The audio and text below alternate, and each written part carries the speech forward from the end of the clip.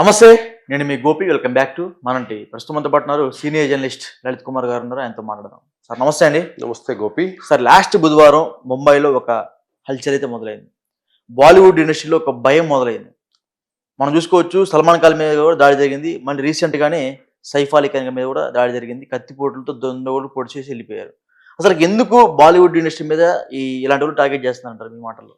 ఇక్కడ బాలీవుడ్ ఇండస్ట్రీకి ఇప్పుడైతే తగ్గింది, కానీ బాలీవుడ్కి మాఫియాకి, ముంబై మాఫియాకి మంచి అవినాభావ సంబంధం ఉండేది. అవునా? ఎందుకంటే ఈ బాలీవుడ్ ఇప్పట్లో అంటే డబ్బులు ఇన్వెస్ట్మెంట్ బాగా అవుట్ సైడ్ పర్సన్స్ పెడుతున్నారు, కానీ గతంలో బాలీవుడ్ సినిమాలే ఇండియన్ సినిమాను డామినేట్ చేసేటి. అట్లాగే ప్రపంచవ్యాప్తంగా కూడా బాలీవుడ్ సినిమాలే మార్కెట్ చేసేటివి కూడా. ఇప్పుడు కూడా వద్దు, మనకి టాలీవుడ్ నుంచి వెళ్దామంటే బాలీవుడ్ మంచి ఆఫర్లు వస్తున్నాయి అంటారు. కాదు, అప్పట్లో బాలీవుడ్ వాళ్ళు ఏంటంటే ప్రపంచవ్యాప్తంగా సినిమాను కానీ దేశవ్యాప్తంగా సినిమాని డామినేట్ చేసేవాళ్ళు. ఓకే. ఎందుకంటే ఇప్పుడు హిందీ సినిమా అంటే ఆల్ ఓవర్ ఇండియాలో అవి రిలీజ్ అయ్యేటి. అట్లాగే కొన్ని కంట్రీస్లో ఎవరైతే మన ఇండియన్స్ ఎక్కువగా ఉంటారు కంట్రీస్లో కూడా కొన్ని రిలీజ్ అయ్యేటి. అంత బడ్జెట్ మన వాళ్ళు పెట్టేవాళ్ళు కాదు. మన కేరళ వాళ్ళు కోలీవుడ్ కానీ టాలీవుడ్ కానీ అంత బడ్జెట్ పెట్టే నిర్మాతలు లేరు అప్పట్లో. ఓకే. అప్పట్లో ఏం జరిగేదంటే ఈ మాఫియాకు సంబంధించిన కొంతమంది వ్యక్తులు ఈ సినిమాలలో పెట్టుబడులు పెట్టేవాళ్ళు. వాళ్ళు దోచుకున్న డబ్బంతా వీళ్ళు బ్లాక్మెయిల్ చేసి సెటిల్మెంట్లు చేసి ఏదైతే మాఫియా ఆ డబ్బు సంపాదిస్తుందో ఆ డబ్బునంతా సినిమా వాళ్ళల్లో ఇన్వెస్ట్మెంట్ చేసేది. అట్లా ఈ మాఫియా వాళ్ళకి, సినీ నిర్మాతలకి, సినీ ఫీల్డ్కి లింకులు ఏర్పడ్డాయి. ఓకే. ఈ లింకులు ఏర్పడిన నేపథ్యంలో కొంతమంది గతంలో సంజయ్ దత్తును చూసాం మనం అక్రమ ఆయుధాల కేసులో. అతను ఏం చేసింది లేదు, కాకపోతే గన్ను ఒకటి దొరికిందని చెప్పి జైలు శిక్ష కూడా అనుభవించి వచ్చాడు. అట్లాగే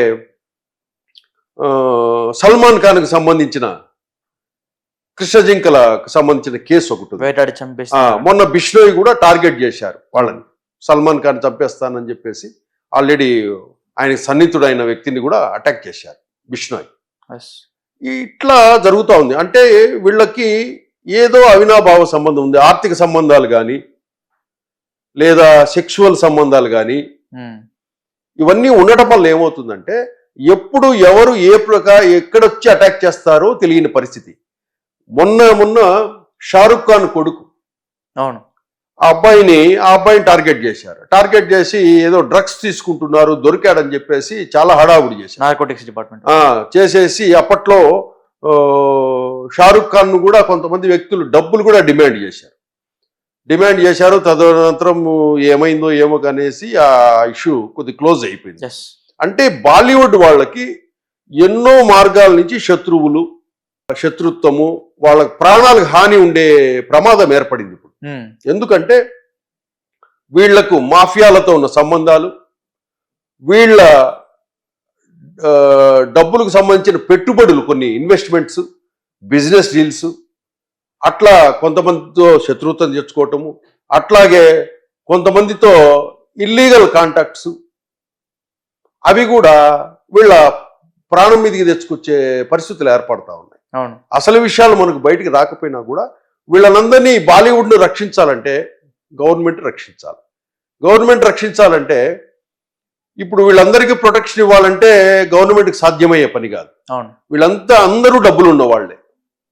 ఈ డబ్బులు ఉన్న వాళ్ళకి ప్రాణహాని ఎందుకు వస్తుంది అనేది ఫస్ట్ చర్చ. ప్రాణహాని ఎందుకు ఉంటుంది? మనం ఎవరికైనా అన్యాయం చేసి ఉండాలి, మనం ఎవరికైనా ద్రోహం చేసి ఉండాలి, చేసినప్పుడే మన ప్రాణానికి హాని ఉంటుంది.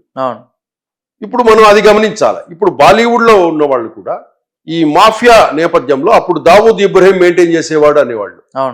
దావూద్ ఇబ్రహీం పెట్టుబడులు ఉండేటి సినిమా రంగంలో బాలీవుడ్లో అనేసి. అట్లాగే ఆర్జీవి రామ్ గోపాల్ వర్మ కూడా బాంబేలో ఉండేవాడు.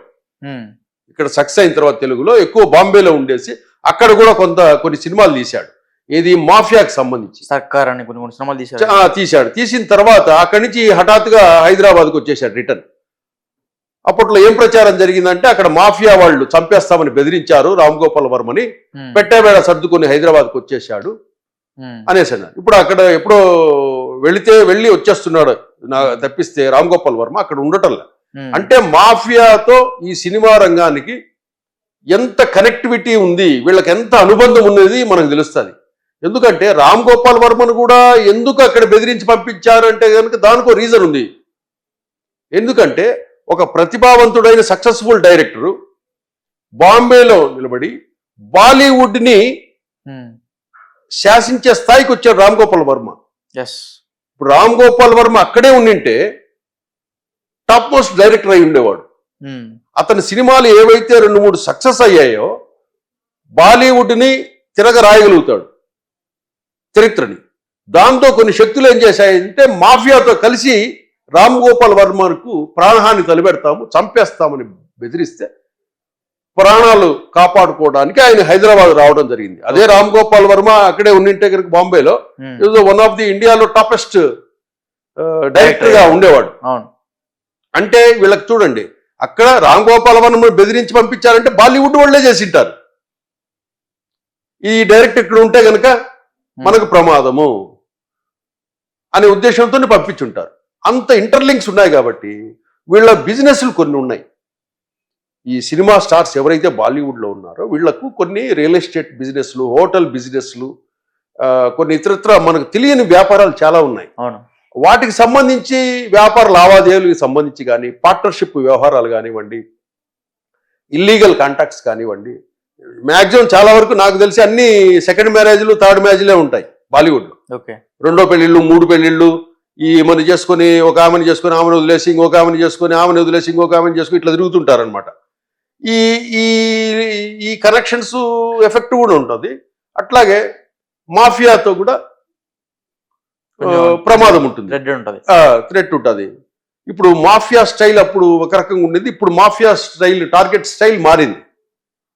డైరెక్ట్ గా ఇన్వాల్వ్ కాకుండా లోకల్ వాళ్ళ చేతే చేయించేస్తుంది. అది వాళ్ళు ఇన్వాల్వ్ కాకుండా, వాళ్ళు ఎక్కడ ఏ దేశంలో ఉన్నా కూడా అక్కడ లోకల్ పర్సన్స్ తోనే చేయించేస్తారు పని. ఆ నేపథ్యంలోనే ఇటువంటి జరిగాయనేసి మనం భావించాలి. ఎందుకంటే 11వ ఫ్లోర్లో ఉన్న సైఫ్ అలీ ఖాన్కి ఒకరు చాకు తీసుకొని వెళ్ళేసి అటాక్ చేశాడంటే దాన్ని మనం ఎంత సెక్యూరిటీ ఫెయిల్యూర్ అనుకోవాలి మనం.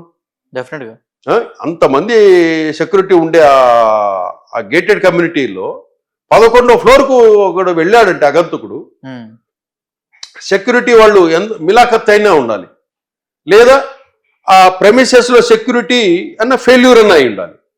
కాబట్టి ఎట్లయినా బాలీవుడ్కు మాత్రము వీళ్లకున్న ఆ లైఫ్ స్టైల్, బిజినెస్, వాళ్ళ ఇంటర్లింక్స్ విత్ మాఫియాతో ఎప్పటికైనా ఈ కుటుంబాలకు ప్రమాదమే.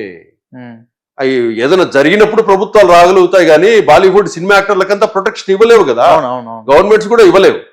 కాబట్టి బాలీవుడ్ హీరోలు వాళ్ళు ఏం చేస్తున్నారు, వాళ్ళ నేపథ్యం ఏమిటి, వాళ్ళతో ఎవరితో బిజినెస్ చేస్తున్నారు, ఎవరితో సావాసం చేస్తున్నారు, ఏమి ఇవన్నీ గమనించుకొని జాగ్రత్తగా ఎవరి కుటుంబాల ప్రాణాలు వాళ్లే కాపాడుకోవాలి. వాళ్ళని ఎవరు కాపాడలేరు. Okay, right. Thank you sir. Thank you Gopi.